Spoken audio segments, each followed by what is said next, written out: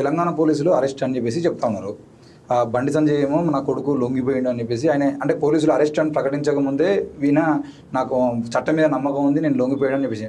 అంటే నిన్నటి వరకు అది అరెస్టా లొంగుబాట అనేటువంటి పరిస్థితులు కనబడ్డప్పుడు బండి సంజయ్ ఒకవేళ లొంగుబాటు జరిగేది ఉంటే లొంగిపోయిండు అని చెప్పేసి బండి సంజయ్ చెప్పినటువంటి మాటల ప్రకారం ఈయన కూడా ఈ పాత్ర ఉంది అని చెప్పేసి అవకాశం ఉంటుంది. కాబట్టి పోలీసులే కావాలని అరెస్ట్ చేసి బండి సంజయ్ మాటలని అంటే బండి సంజయ్ని తప్పించడానికి ప్రయత్నం చేసి అనుకోవచ్చు. ఇట్లా ఇది ఇప్పుడు బరాబర్ బండి సంజయ్ ఒక రెస్పాన్సిబుల్ పొజిషన్ ఉన్నాడే కదా, ఆయన ఒక్క స్టేట్మెంట్ కాదు 2-3 స్టేట్మెంట్లు ఉన్నాయి ఆయన.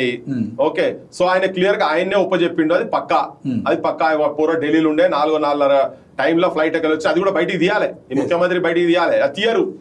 ఢిల్లీకి వచ్చిండు ఆ పిల్లగాడు, వచ్చిండు ఇక్కడ వాళ్ళకి ఇచ్చేసేసిర్రు.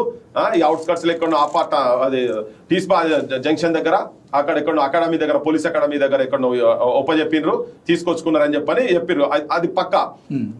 నీకు ఇన్ని రోజులు ఉండేది ఉంటే ఒక కేంద్ర మంత్రి స్థాయిలో ఉన్నటువంటి ఇప్పుడు ఇన్ని రోజులు వాడు అడ్వకేట్ కు దొరుకుతాడు, అడ్వకేట్ కు సంతకాలు పెడతాడు, ఈమెయిల్ చేస్తాడు, దోస్తులకు సెల్ ఫోన్లకు వెళ్ళి ఫోటోలు పంపిస్తాడు, ఇవన్నీ పంపిస్తే కూడా పోలీసు వాళ్ళకి దొరకడా ఆయనే? నువ్వేమో బయట దేశం పోయి పాకిస్తాన్ లో ఎక్కడ గూఢాచార్యం చేసుకుంటే ఎక్కడెక్కడ ఎవడో టెర్రరిస్ట్ క్యాంపులు దొరకబడతాం, మనం ఆఫ్ఘనిస్తాన్ కు పోతాం, కెనడాకు పోయి ఎవరినో చంపుతాం, అంత ఇంటెలిజెన్స్ ఉంటుంది. కానీ భారతదేశంలో ఒక కేంద్ర మంత్రి కొడుకు, రక్షణ శాఖ సహాయ మంత్రి కొడుకు యాడున్నారో వీళ్ళు దొరకబట్లేరా? ఇవి కలిసే ఉన్నారు, వాళ్ళ చేతుల్లోనే ఉన్నారు, వాళ్ళ అండర్స్టాండింగే. దీన్ని మసిబూసి మారడికాయ చేసి ఆ బాధిత బాలికను బదనాం చేసి కేసును డైవర్ట్ చేద్దామని ప్రయత్నం చేసి ఈయన ఏంది అసలు ఆ బండి భగీరథ అంటాడు ఏంది అసలు ఆ పోరాడు ఏందని చెప్పి భారతదేశానికి ఏమన్నా భారతరత్న ఇవ్వాల్సిన అవార్డు ఇచ్చే స్థాయిలో వీడు ఏమన్నా దేశానికి ఏమన్నా కనుగొన్నాడా? ఏమన్నా సైంటిస్ట్ ఆ పోరాడు?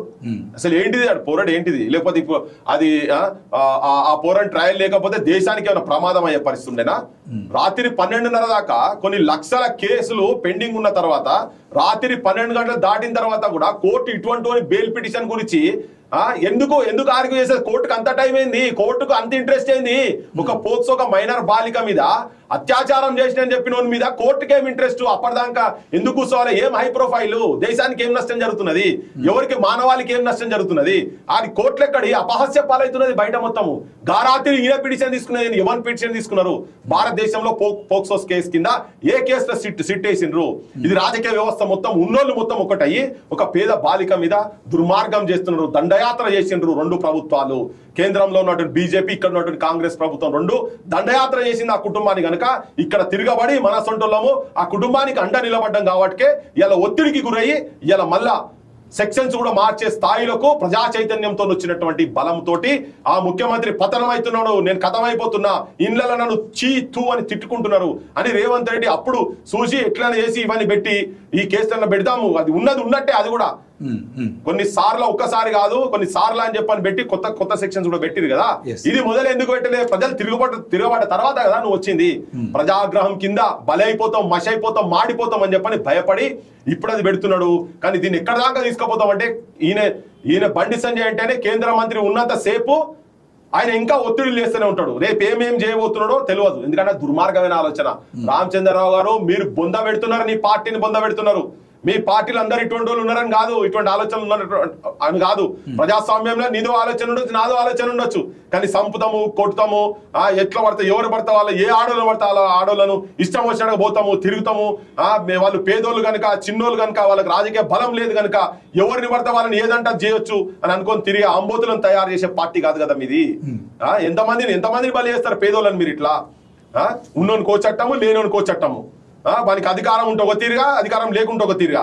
ఈయనకు ప్రియమిత్రుడు ఎక్కడికి వెళ్ళాడో నా ప్రియమిత్రుడు అని చెప్తున్నాడు స్టేజ్ మీద. దేనికి ప్రియమిత్రుడే?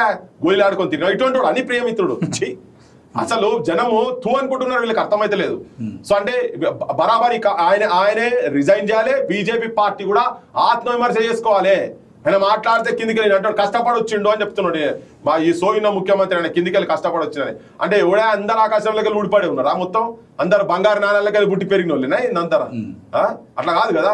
నేను రిపీట్ గా చెప్తున్నా, ఆ పార్టీలో ఉన్నటువంటి వాళ్ళు చాలా మంది కష్టపడి వాళ్ళ ఆలోచన విధానం ఏదైనా ఉండని, మనం అగ్రి కావచ్చు, డిసగ్రీ కావచ్చు, దత్తాత్రేయులు కావచ్చు, నరేంద్రలు కావచ్చు, తర్వాత కిషన్ రెడ్డి సొంటలు కావచ్చు, ఇట్లా చాలా మంది ఆ పార్టీకి అబాస్ పాలు చేస్తలేరు. ఇగో ఇటువంటి దుర్మార్గులు వచ్చి వాళ్ళకు సపోర్ట్ చేస్తుంటే మీ సొంటలకు మీకు మంచి పేరు ఉండే, కానీ మీరు కూడా ఇటువంటి వాటికి సపోర్ట్ చేసిన తర్వాత మీరు కూడా పతనం అయిపోతారు. మీరు ఇట్లా సపోర్ట్ చేసుకుంటే మీ పార్టీ కూడా నూకలు ఉండే తెలంగాణ.